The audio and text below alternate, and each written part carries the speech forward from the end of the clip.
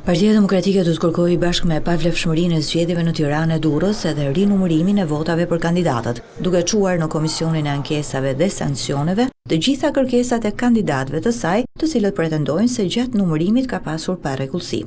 Ankimimet që ka depozituar PD për qarkun e Tiranës së Durrësit përfshin edhe rinumërimin e votave. Mësohet se javën e ardhshme, kur të shqyrtohen ankimimet, Partia Demokratike do të paraqesë bashkë me pretendimet për përsëritjen e zgjedhjeve edhe kërkesat e kandidatëve për rinumërimin e votave. Një ditë më parë, Komisioni i Ankesave rrëzoi kërkesat e kandidatëve të Partisë Demokratike, Ilir Ali Mehmeti, Mimoza Darmata, Elisandër Hoxha, Iliriana Kuçana, për hapjen e kutive dhe rinumërimin e votave. Kodi zgjedhor i njeh të drejtën për të bërë ankimim vetëm partisë të kandidatëve të pavarur, por jo kandidatëve që garojnë bashkë me partinë. Ndaj kërkesa e tyre për rinumërim u rrëzua. Në vitin 2021, vetëm një kandidate e Partisë Demokratike, Ledina Fratari, u drejtua KQZ-s për të kërkuar rinumërimin e votave për kandidatët, duke pretenduar se ishin hequr vota.